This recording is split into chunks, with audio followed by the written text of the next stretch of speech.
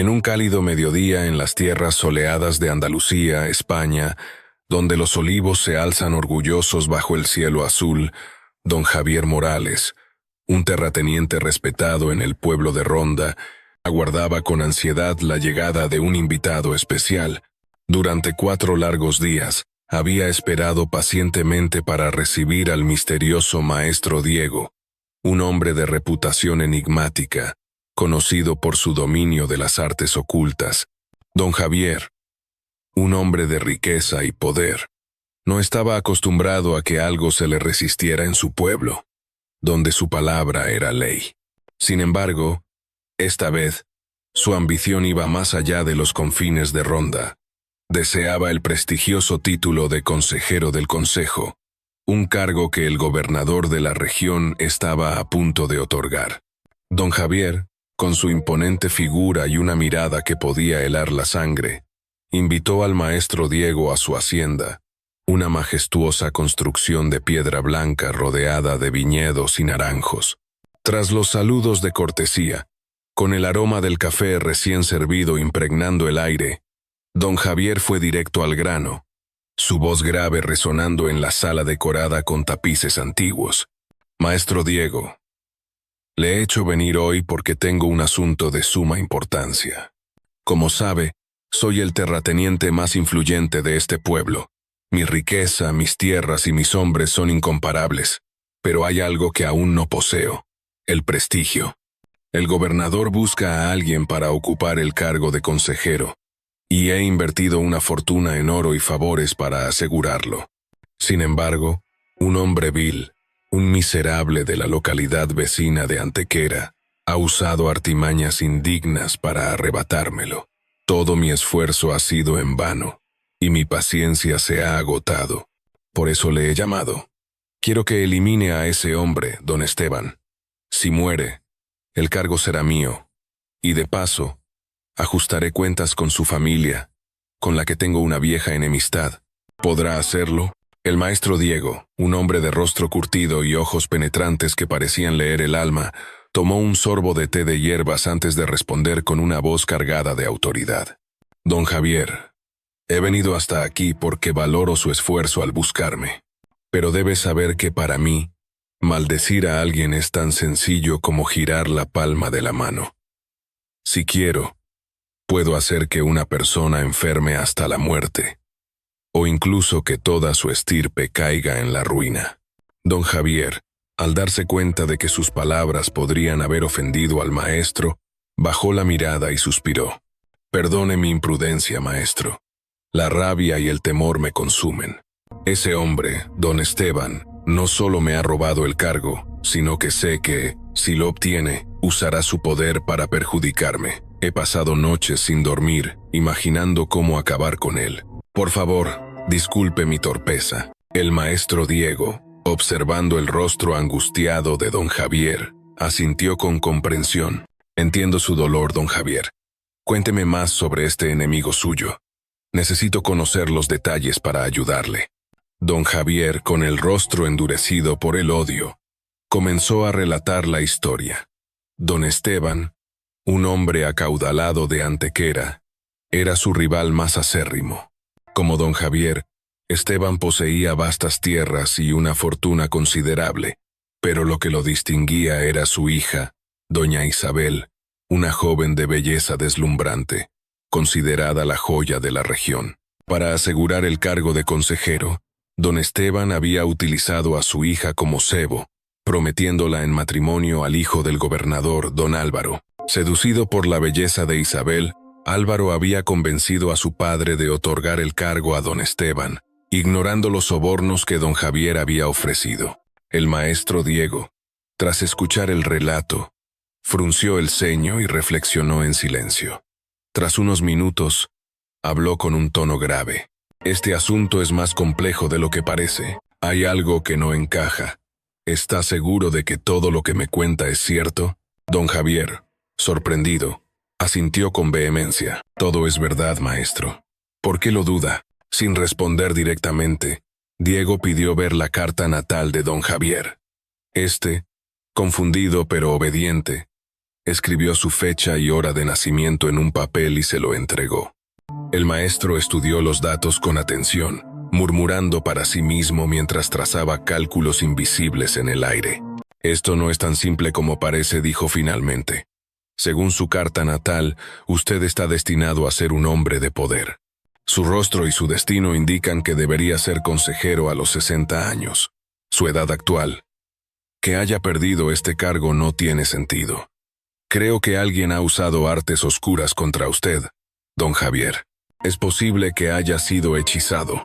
Don Javier, atónito, se puso en pie de un salto, derribando la silla tras él. «¿Hechizado? ¿Cómo es posible? Explíquese, maestro». Diego, con calma, explicó. «Su destino está escrito en las estrellas, y su rostro refleja la grandeza. Sin embargo, algo o alguien ha alterado su camino. Creo que don Esteban, o alguien de su entorno, ha empleado un maleficio para bloquear su ascenso. Necesitamos actuar con rapidez para deshacer este hechizo y devolverle lo que le pertenece». Don Javier, con el corazón acelerado, suplicó. «Maestro, por favor, ayúdeme. No puedo permitir que mi familia y yo seamos víctimas de esta vileza». Diego, con una mirada decidida, asintió. «Tranquilícese. Hay muchas formas de romper este hechizo, pero la más efectiva será trabajar con el viga madre, la viga principal de su casa. Ordene a sus sirvientes que enciendan todas las lámparas de la hacienda esta noche. Luego, reúna a toda su familia y a los criados. Yo me encargaré del resto». Esa noche, la hacienda de don Javier brillaba como un faro en la oscuridad. Las lámparas de aceite iluminaban cada rincón, y el aire estaba cargado de tensión. Diego, con su túnica negra y un bastón tallado con símbolos antiguos, inspeccionó a los presentes. Escogió a un joven criado, Miguel, cuyo destino estaba ligado al elemento madera, y le ordenó subir al tejado para examinar la viga madre. Miguel, con manos temblorosas, obedeció. Al golpear la viga con un martillo, descubrió que estaba hueca en su interior. «Señor, esta viga está hueca», informó Miguel, su voz resonando en la noche. «Parece que algo está escondido dentro». Don Javier, con el rostro pálido, ordenó a Miguel que abriera la viga. Con cuidado, el joven rompió la madera, revelando un pequeño saco de tela cuadrado, del tamaño de una mano. Diego, con un gesto severo, advirtió: «No lo toques con las manos, Miguel. Usa un palo para sacarlo. Si lo tocas, podrías quedar maldito por generaciones». Temblando, Miguel obedeció, usando un palo para extraer el saco. Diego, con un ungüento negro que extrajo de un frasco, se frotó las manos y abrió la bolsa con cuidado. Dentro había un papel amarillo, doblado en 4 partes. Bajo la luz titilante de las lámparas, Diego examinó el papel, cubierto de símbolos extraños y letras en una lengua desconocida. «Es un amuleto poderoso», dijo Diego con un suspiro. «Quien lo colocó aquí es un maestro en las artes oscuras. No esperaba encontrar a alguien tan hábil». Don Javier, incapaz de contener su curiosidad, preguntó: «¿Qué significa esto, maestro? ¿Es cierto que mi casa está maldita?» Diego, con voz solemne, respondió: «Mire usted mismo, don Javier». El terrateniente se acercó y observó el papel. Los símbolos y las letras, escritos con tinta roja, parecían vibrar con una energía maligna. Aunque no entendía su significado, sintió un escalofrío que le recorrió la espalda. «Explíqueme, por favor», suplicó don Javier. «¿Qué es este amuleto?» Diego, tras un momento de silencio, comenzó a explicar. «Este es un amuleto de yin-yang invertido. Quien lo creó desea que su casa sufra un desequilibrio, que las mujeres de su linaje prosperen en belleza, inteligencia y poder, mientras los hombres decaigan en desgracia, pobreza y enfermedad. Este amuleto no solo le ha robado el cargo de consejero, sino que también transferirá toda la buena fortuna de sus antepasados a las mujeres de su familia. Pero, Como las mujeres eventualmente se casan y sirven a otras familias, su riqueza y prestigio acabarán en manos de sus enemigos.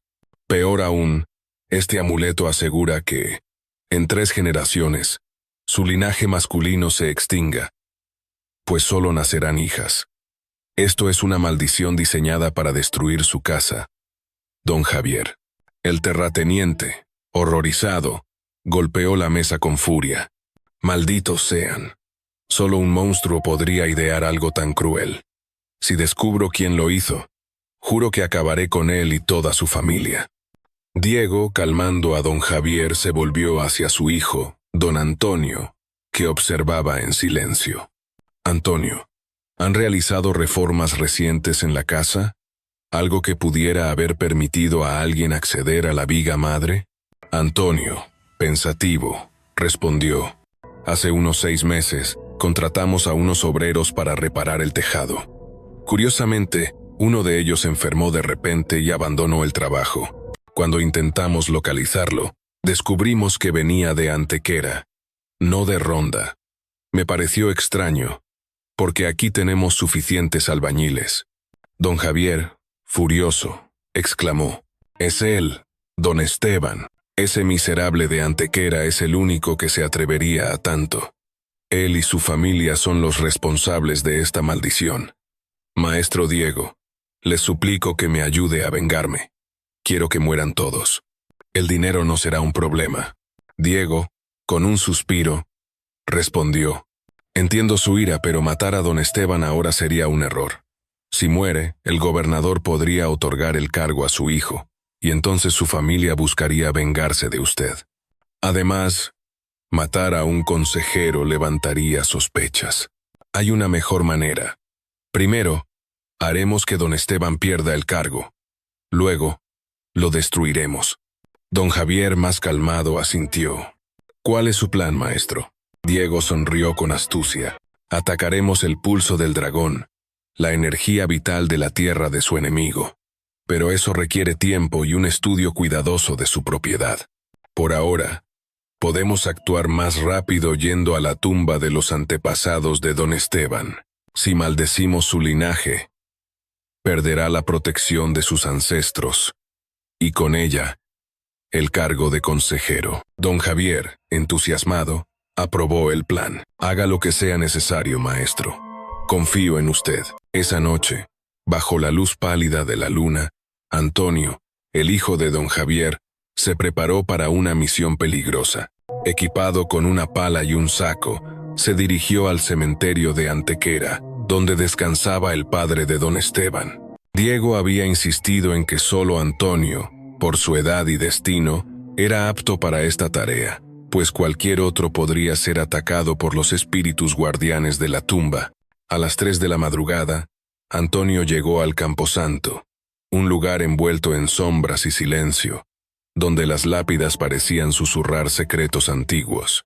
Con manos temblorosas, encendió 3 varillas de incienso negro que Diego le había dado, diseñadas para apaciguar a los espíritus y evitar que alertaran a los vivos.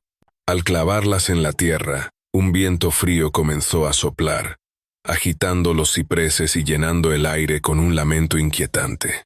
Antonio, aunque valiente, sintió un escalofrío. Con cada palada, el sonido de la tierra removida resonaba en la noche. Los pájaros, asustados, alzaron el vuelo, y algunos cuervos observaban desde las ramas, sus ojos brillando como brasas. Tras horas de trabajo, Antonio alcanzó el ataúd. Con el corazón latiendo con fuerza, vertió sobre su rostro el resto de una botella de vino bendecida por Diego para protegerse del miasma del cadáver. Al abrir el ataúd, encontró un esqueleto amarillento envuelto en una tela podrida. Con cuidado, recogió los huesos y los colocó en el saco, sustituyéndolos por una muñeca de trapo empapada en la sangre de don Javier, un objeto que, según Diego, engañaría a los espíritus de la familia de don Esteban, haciéndoles creer que veneraban a su enemigo. Tras cerrar el ataúd y cubrir la tumba, Antonio regresó a Ronda con los restos, dejando tras de sí un cementerio silencioso y un plan en marcha. en la apacible localidad de Antequera, donde las colinas se alzan bajo el sol abrasador y las casas blancas reflejan la luz como espejos, don Esteban celebraba su aparente victoria. Sentado en el patio de su hacienda, rodeado de bugambillas y el aroma dulce de los jazmines, bebía un vaso de vino tinto mientras contemplaba su futuro. Gracias a la belleza de su hija, doña Isabel había asegurado el compromiso con don Álvaro, el hijo del gobernador, y con ello, el codiciado cargo de consejero del consejo estaba prácticamente en sus manos. No solo eso. Una vez que Isabel se casara con Álvaro, las familias se unirían, consolidando el poder de don Esteban en la región. En su mente, ya planeaba cómo usar ese poder para aplastar a su viejo enemigo, don Javier de Ronda, y saldar una deuda de sangre que llevaba décadas corroyendo su corazón. Sin embargo, su alegría se vio interrumpida por un criado que irrumpió en el patio, con el rostro pálido y la voz temblorosa. «Señor, hay un problema. Don Álvaro está furioso, gritando en la plaza. Dice que debe hablar con usted ahora mismo». Don Esteban, sorprendido, dejó el vaso sobre la mesa y salió apresuradamente. En la plaza del pueblo, bajo la sombra de una antigua fuente, encontró a Álvaro, con el rostro enrojecido de ira, sosteniendo un látigo en la mano. A sus pies, doña Isabel, con el vestido rasgado y el rostro cubierto de lágrimas, yacía arrodillada en el polvo. La escena era un escándalo público, con los vecinos observando desde las ventanas. «¿Qué sucede, don Álvaro?», preguntó Esteban, con el corazón acelerado. «¿Qué ha hecho mi hija para que la trate así? Ella será su esposa». Álvaro, con una risa amarga, levantó el látigo y lo hizo restallar en el aire. «Esposa, por favor, don Esteban. Acepté pedirle a mi padre el cargo de consejero por el compromiso con su hija, pero anoche descubrí la verdad. Su hija no es virgen. ¿Cree que voy a casarme con una mujer mancillada? Me ha engañado». Esteban, atónito, intentó defender a Isabel, corriendo a levantarla del suelo. «Eso es imposible. Mi hija ha sido criada con honor. ¿Cómo se atreve a humillarla así?». Álvaro, sin piedad, señaló a Isabel con el látigo. «Pregúntele a ella. Anoche, cuando intenté estar con ella, descubrí que ya no es pura. No quiero una mujer así. Devuélvasela. Don Esteban, he oído que la hija de don Javier, doña Clara, es igual de bella. Iré a Ronda a pedir su mano, y olvídese del cargo de consejero. No lo tendrá». Dicho esto, Álvaro dio media vuelta y se marchó, dejando a Esteban humillado ante los ojos del pueblo. Furioso y herido, ordenó que Isabel fuera encerrada en su habitación hasta que pudiera investigar la verdad. Luego, mandó llamar al maestro Felipe, un hechicero de renombre que había sido su aliado en la guerra secreta contra don Javier. Fue Felipe quien, meses atrás, había colocado el amuleto de Yin Yang invertido en la viga madre de la hacienda de Javier, un acto destinado a destruir su linaje. Cuando Felipe llegó, Esteban le relató lo sucedido, con la voz quebrada por la ira y la confusión. El maestro, tras escuchar, frunció el ceño y se sumió en un silencio pensativo. «Esto no tiene sentido», dijo finalmente. «Primero, don Álvaro es conocido por su lujuria. Si Isabel, con su belleza, ya no es virgen, lo lógico sería que la tomara como concubina, no que la rechazara de forma tan drástica. Segundo, ¿por qué iría a pedir la mano de la hija de don Javier? Según mi amuleto, los hombres de esa familia deberían estar cayendo en la ruina, no atrayendo la atención de alguien como Álvaro. Algo está mal. Creo que alguien ha roto mi hechizo». Esteban, alarmado, exclamó. «¿Roto? ¿Cómo es posible? ¿Fue don Javier? Maestro Felipe, ayúdeme». Felipe, con calma, respondió. «Hay dos posibilidades. O el pulso del dragón de su casa ha sido alterado, o la tumba de sus antepasados ha sido profanada. Dígame, ¿ha notado algo extraño en el terreno detrás de su hacienda?» Esteban negó con la cabeza. «No, nada inusual». «Entonces, debemos revisar la tumba de su padre», concluyó Felipe. «Vamos ahora mismo». Bajo la luz de la luna, Esteban y Felipe se dirigieron al cementerio de Antequera. Al llegar a la tumba del padre de Esteban, notaron que la tierra estaba removida, como si alguien hubiera cavado recientemente. Con el corazón en un puño, Esteban ordenó a sus hombres abrir el ataúd. Cuando levantaron la tapa, un grito desgarrador escapó de su garganta. Los restos de su padre habían desaparecido, reemplazados por una muñeca de trapo empapada en sangre seca. Esteban cayó de rodillas, llorando de rabia y dolor. «Malditos, ¿quién se atrevió a profanar la tumba de mi padre? Juro que pagarán por esto». Felipe, examinando la muñeca, frunció el ceño. «Esto es obra de un hechicero poderoso. La muñeca lleva la sangre de su enemigo, probablemente don Javier. Al reemplazar los restos de su padre, han hecho que su linaje venere a su enemigo en lugar de a sus ancestros. Esto explica por qué perdió el favor de don Álvaro y el cargo de consejero. Pero no se preocupe, don Esteban. Puedo rastrear los restos de su padre». Felipe sacó un amuleto dorado. Lo encendió con una vela y murmuró un conjuro. Tras unos minutos, alzó la vista. «Los restos de su padre están enterrados bajo el camino principal del pueblo. Busque un pájaro rojo posado en la tierra. Allí los encontrará». Esteban, siguiendo las instrucciones, envió a sus hombres al camino. Efectivamente, encontraron un pájaro rojo posado en un lugar específico. Al cavar, recuperaron los restos de su padre. Esteban, con lágrimas en los ojos, preguntó: «¿Por qué harían algo tan cruel, maestro?». Felipe explicó con voz sombría: «Esta muñeca no solo desvía la protección de sus ancestros, sino que hace que su familia rinda homenaje a don Javier. Esto ha debilitado su linaje y fortalecido el de su enemigo. Quien hizo esto no solo busca el cargo de consejero, sino destruirle por completo». Esteban, con el rostro endurecido, juró: «No me importa el cargo. Quiero a don Javier muerto y a toda su familia con él. Mi padre no merecía esto. Maestro Felipe, ¿puede ayudarme?». Felipe asintió, pero su expresión era grave. «No será fácil. El hechicero que trabaja para don Javier es tan hábil como yo. Ha descubierto mi amuleto y ha contraatacado con una precisión que no esperaba.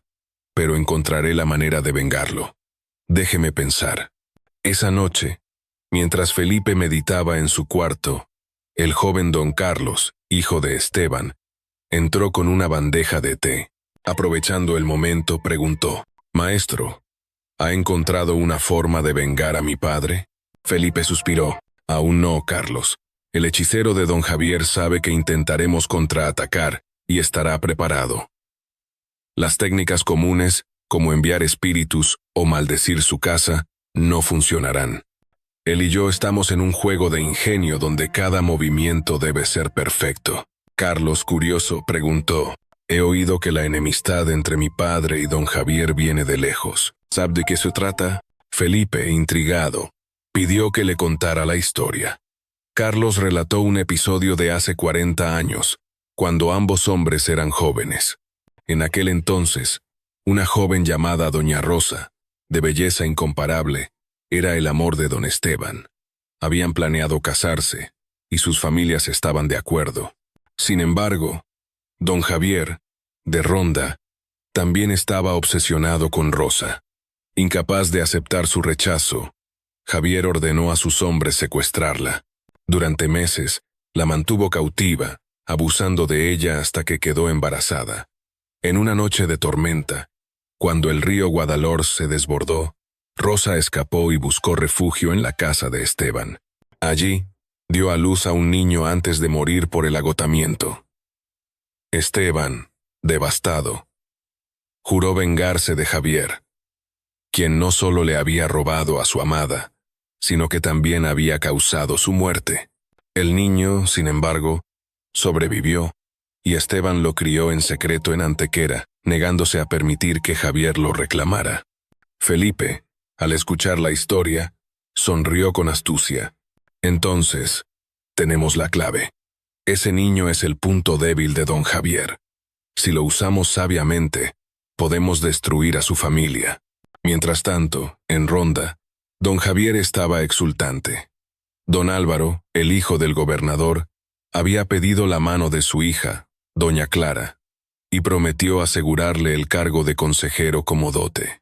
La boda estaba programada para dentro de pocos días, y con ella, el ascenso de Javier al poder. Sin embargo, el maestro Diego no compartía su entusiasmo.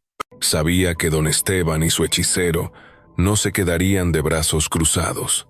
Cada noche, Diego reforzaba los amuletos protectores alrededor de la hacienda, temiendo un contraataque.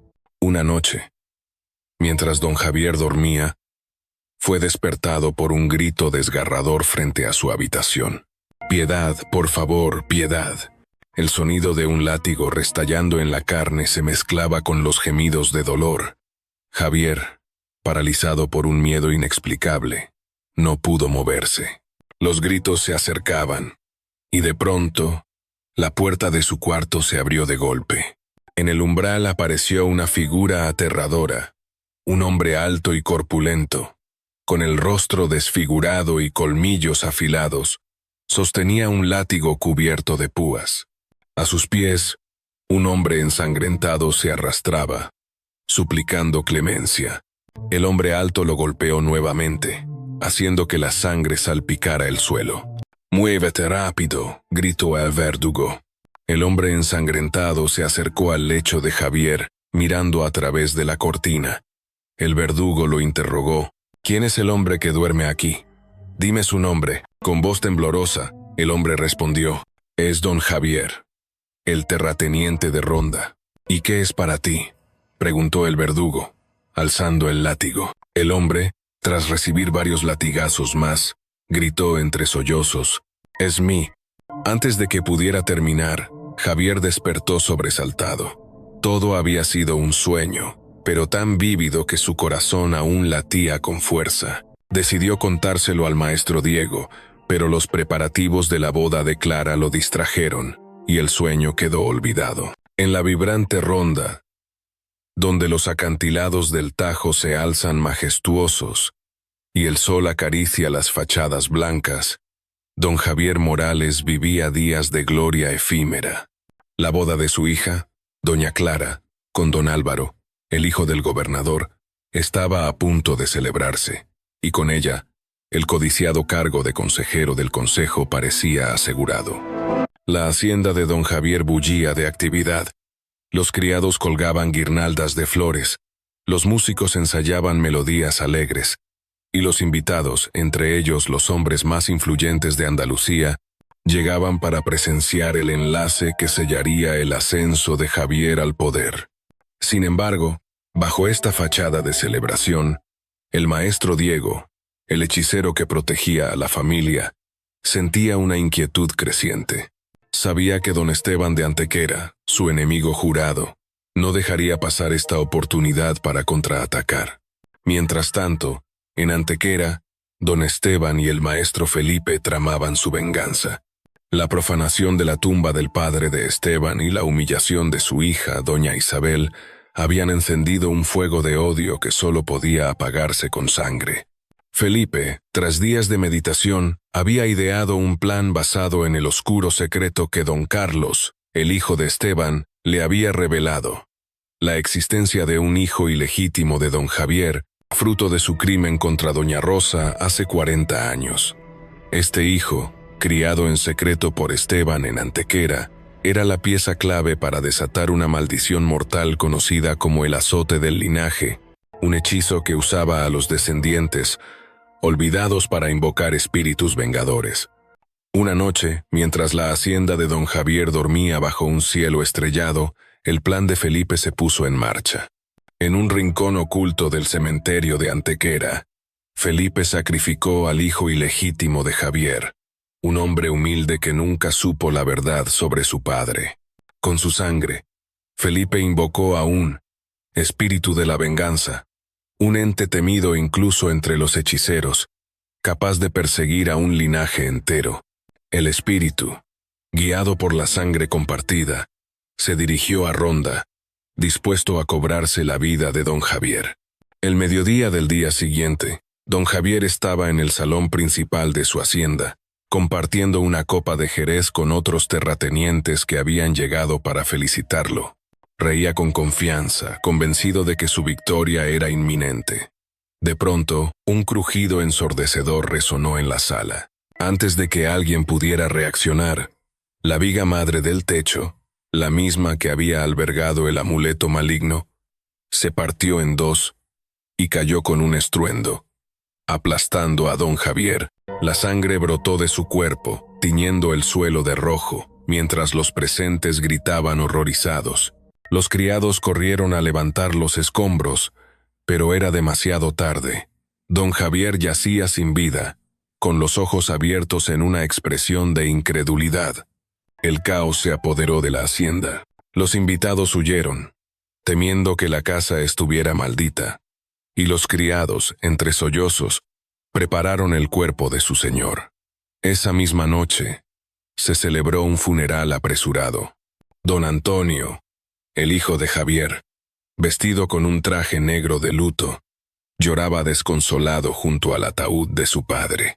La pérdida era devastadora, no solo por el afecto, sino porque el sueño de su familia de alcanzar el poder se había desvanecido en un instante. En la penumbra de la capilla ardiente, Antonio buscó al maestro Diego, con los ojos enrojecidos por las lágrimas. «Maestro, mi padre murió por mi culpa», sollozó. «Si no hubiera estado tan ocupado con la boda de Clara, habría revisado la viga madre. Sabíamos que estaba dañada tras encontrar el amuleto. Soy un inútil». Diego, con una calma que contrastaba con el dolor de Antonio, lo consoló. «No es tu culpa, Antonio.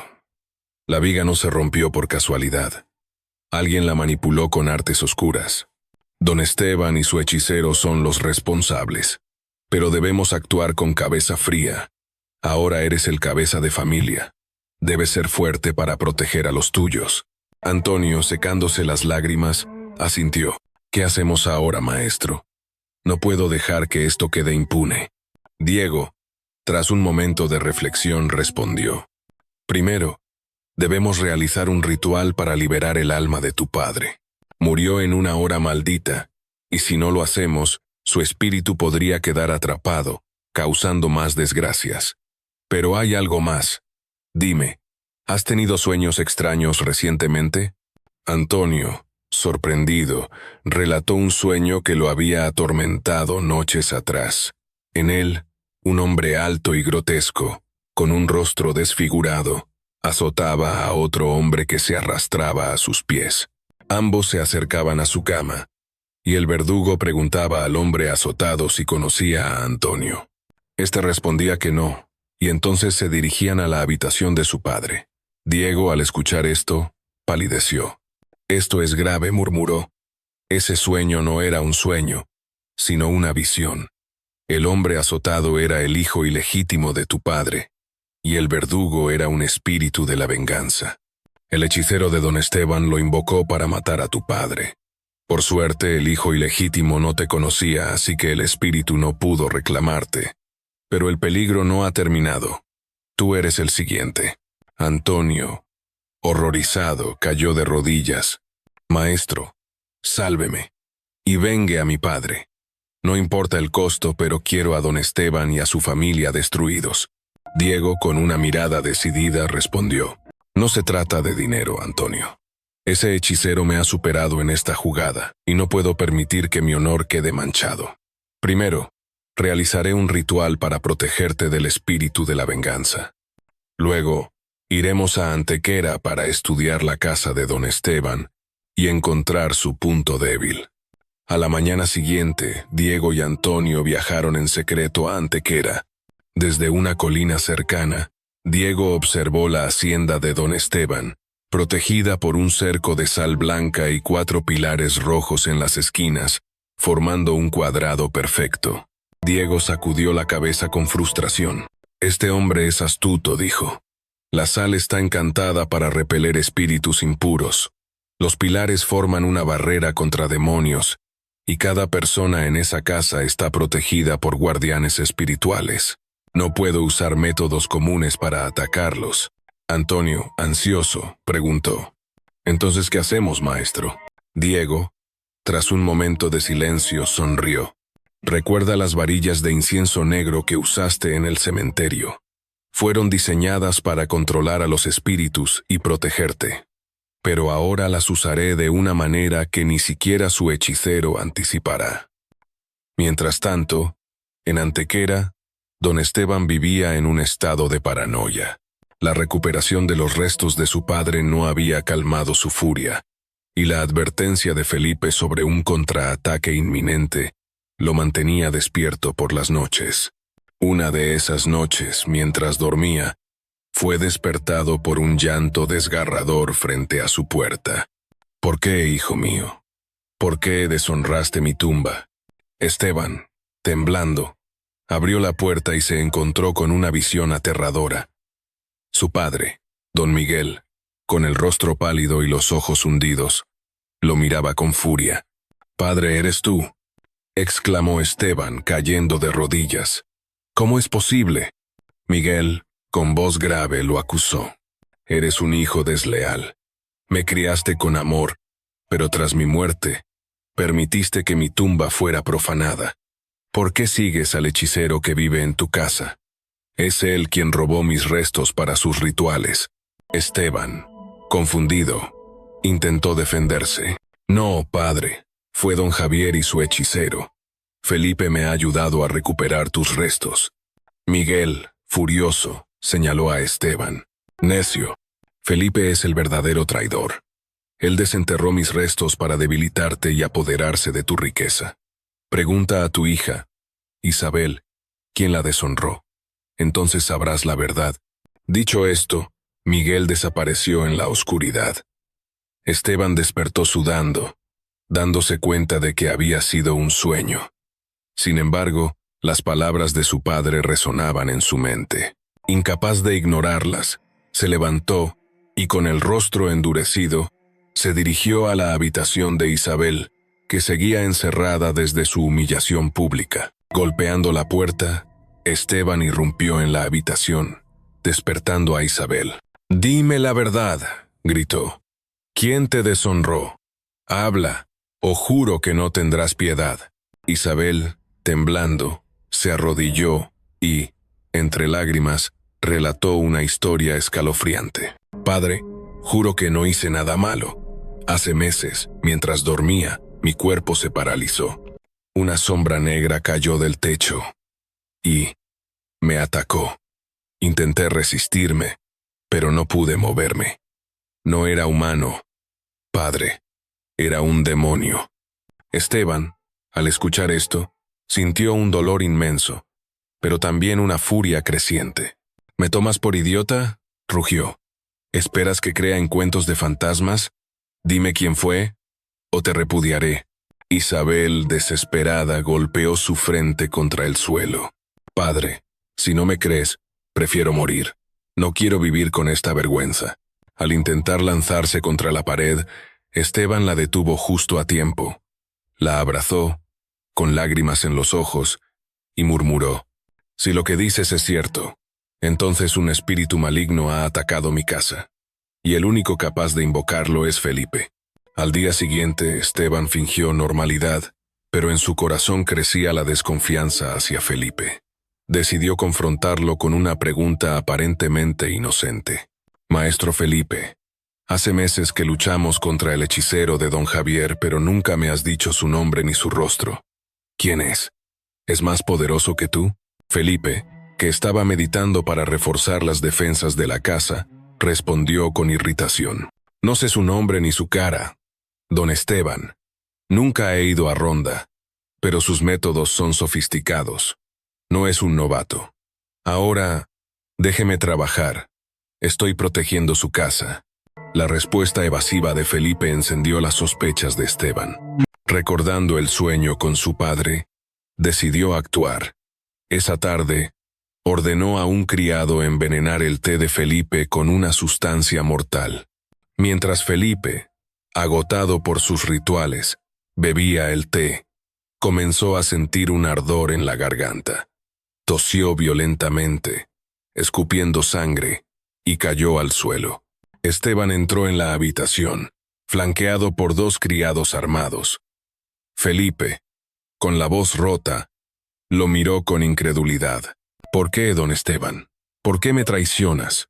Esteban, con los ojos llenos de odio, respondió: «Porque mi padre me lo reveló en un sueño.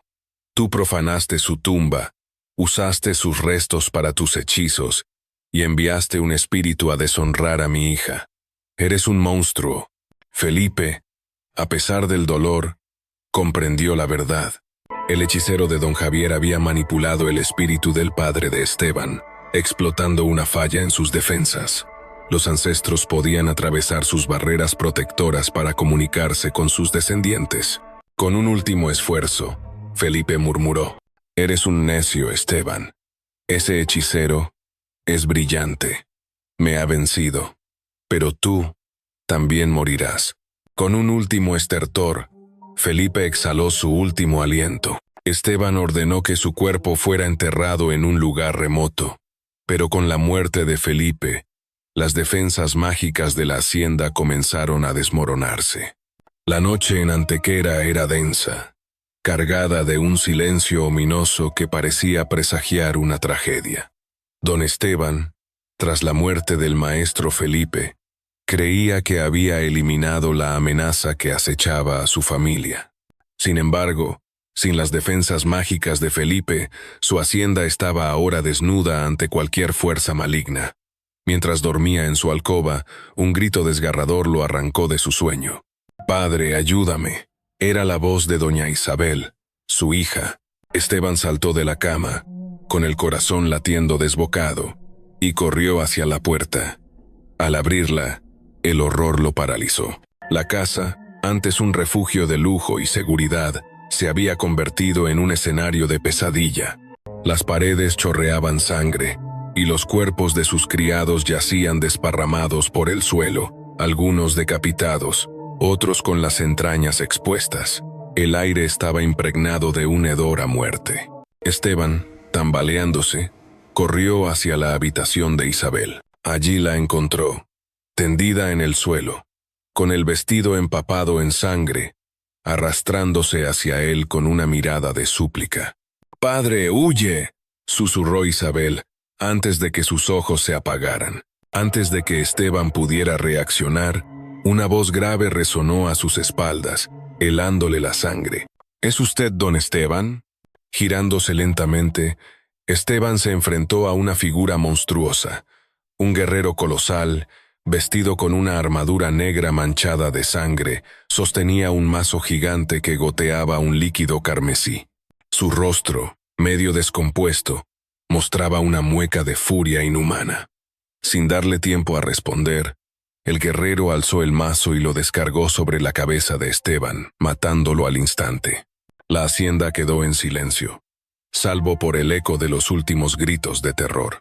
Esta masacre fue obra del maestro Diego, quien a petición de don Antonio, había invocado un espíritu de la matanza usando las varillas de incienso negro que Antonio había empleado en el cementerio.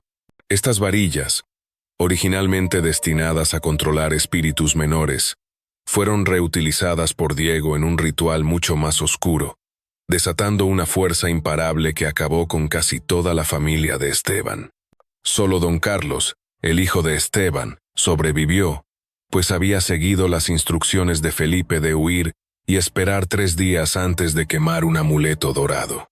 En la tercera noche, desde un refugio en las montañas cercanas, Carlos encendió el amuleto. Una nube de humo negro se alzó, formando una serpiente etérea que se deslizó por el aire, dirigiéndose hacia Sevilla, donde residía el gobernador. El humo se infiltró en la mansión del gobernador, entrando por la ventana de la habitación donde doña Clara, la hija de don Javier, dormía junto a don Álvaro. Clara, que había sido llevada a Sevilla tras la muerte de su padre para consumar su compromiso con Álvaro, despertó de repente. Sus ojos, normalmente dulces, brillaban con una furia sobrenatural. Tomó un cuchillo de la mesa y, con una velocidad inhumana, lo clavó repetidamente en el pecho de Álvaro, quien solo alcanzó a emitir un grito antes de morir. Los guardias del gobernador irrumpieron en la habitación, encontrando a Clara, desnuda y cubierta de sangre, sentada sobre el cuerpo de Álvaro, apuñalándolo sin parar. Al verla, Clara saltó por la ventana y huyó hacia los bosques, desapareciendo en la noche. Sin embargo, no era Clara quien había actuado, sino un espíritu taimado invocado por el amuleto de Felipe. Este espíritu, que necesitaba 3 días para alcanzar su pleno poder, había poseído a Clara para asesinar a Álvaro y culparla, asegurando que la familia de don Javier fuera perseguida por las autoridades. En Ronda, don Antonio, ahora cabeza de la familia Morales, celebraba en secreto la masacre de la casa de Esteban. Sentado en el salón de su hacienda, compartía un vaso de brandy con el maestro Diego, convencido de que su venganza estaba completa. Pero la alegría duró poco. Un estruendo de botas resonó en el patio, y un oficial de la guardia del gobernador irrumpió en la sala. «Todos escuchen», gritó. «Doña Clara, hija de esta casa, ha asesinado a don Álvaro, hijo del gobernador. Por su crimen, el gobernador ordena la ejecución de todos los miembros de esta familia, acusados de conspirar contra la corona. Híndanse o mueran». Antes de que Antonio pudiera protestar, los soldados irrumpieron, blandiendo espadas y mosquetes. El caos se desató. Los criados intentaron huir, pero fueron abatidos sin piedad. Antonio, desesperado, corrió hacia la puerta trasera, pero un soldado lo alcanzó, atravesándolo con una espada. Cayó al suelo, con la sangre formando un charco a su alrededor. Diego, en cambio, permaneció sentado, sosteniendo su vaso de brandy con una calma inquietante. Mientras los soldados avanzaban hacia él, sonrió y murmuró: «Brillante, absolutamente brillante. No esperaba que usaras a Clara para vencerme, maestro Felipe. No tengo nada que lamentar. ¿Nos encontraremos como rivales en la próxima vida?» En ese momento, frente a Diego, apareció una visión fugaz.